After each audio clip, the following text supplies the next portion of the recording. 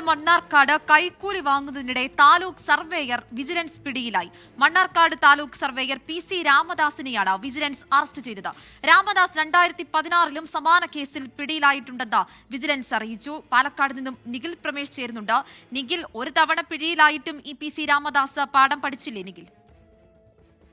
തീർച്ചയായിട്ടും അങ്ങനെ വേണം മനസ്സിലാക്കാൻ. 40,000 രൂപ കൈക്കൂലി വാങ്ങുന്നതിനിടയിലാണ് താലൂക്ക് സർവേയർ ഇപ്പോൾ പിടിയിലാകുന്ന സാഹചര്യം ഉണ്ടായത്.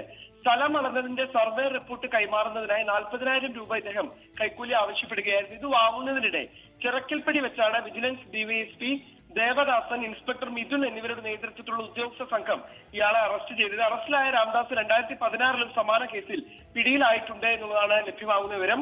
അന്ന് ഒറ്റപ്പാലം താലൂക്ക് സർവേയർ ആയിരിക്കുമ്പോഴാണ് കരിമ്പുഴയിൽ വെച്ച് ഇത്തരത്തിലൊരു സംഭവം ഉണ്ടായത്. വസ്തു തരം മാറ്റുന്നതിന് സ്ഥലമുടമയുടെ 75,000 രൂപയാണ് കൈക്കൂലി ആവശ്യപ്പെട്ടിരുന്നത്. പിന്നീട് വില പേശി 60,000-നും തുടർന്ന് 50,000-നും എത്തി.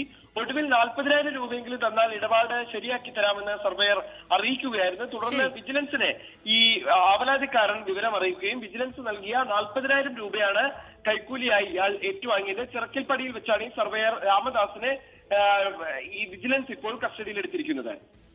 ശരി, പാലക്കാട് മണ്ണാർക്കാട് കൈക്കൂലി വാങ്ങുന്നതിനിടെ താലൂക്ക് സർവേയർ വിജിലൻസ് പിടിയിലായി. വിവരങ്ങൾ നൽകുകയായിരുന്നു പാലക്കാട് നിന്നും നിഖിൽ പ്രമേഷ്. വിധി ദിനത്തിൽ 24 മാജിക് ജൂൺ 4 ചൊവ്വാഴ്ച രാവിലെ 5 മണി മുതൽ 24-ൽ.